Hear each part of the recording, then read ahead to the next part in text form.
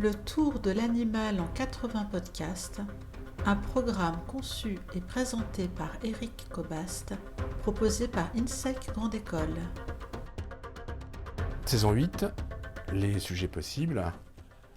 Épisode 59, l'animal existe-t-il? Écriture et construction du paragraphe. Alors dans une dissertation, il ne faut pas oublier que l'unité, c'est le paragraphe. Et le paragraphe, il doit être construit. Construit de quelle façon? Eh bien, une phrase vectrice, on en parlait dans l'épisode 58. Une phrase vectrice, elle indique de quoi il va être question. Et puis, parfois, une phrase de conclusion, une phrase clausule, une phrase qui vient fermer le développement, qui vient effectivement, donc, de façon synthétiser ce qui vient d'être établi. Ne pas oublier, en outre, de mettre en valeur à chaque fois, quand c'est possible, un lien logique qui permet d'articuler ce paragraphe avec le précédent. N'oublions pas qu'il s'agit d'une démonstration.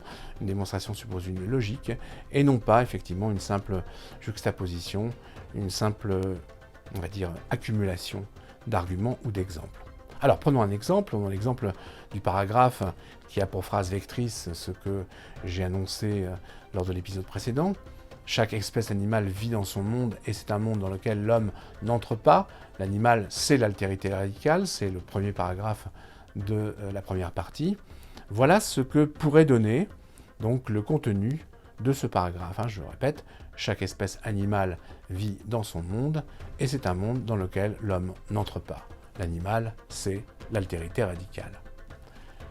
Chaque individu d'une espèce animale se trouve immergé dans un environnement qui lui est propre et que déterminent ses aptitudes sensorielles.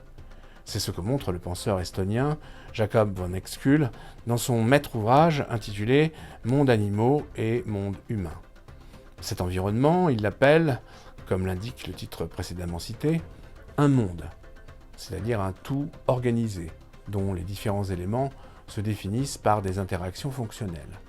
C'est un monde, un cosmos, ou plutôt un petit monde, microcosme, puisque ses parties élémentaires sont fixées une fois pour toutes. Ce que on peut en déduire, c'est que ce monde ne peut pas être modifié, et surtout qu'il ne peut pas s'ouvrir à la nouveauté.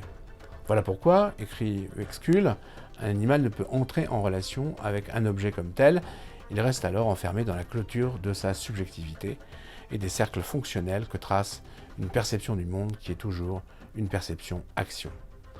Il reste ainsi, dit Jacob Uexküll, dans sa bulle. Voilà qui vaut tant pour l'animal domestique que l'animal sauvage.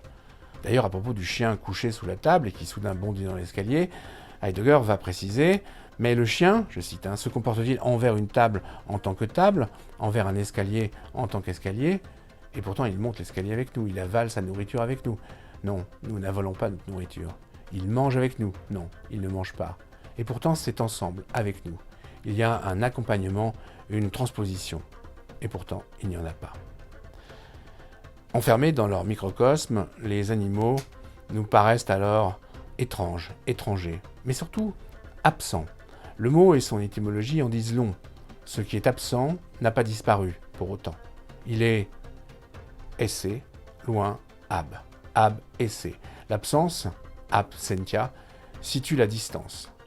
Alors tous les animaux sont-ils pour autant pareillement absents?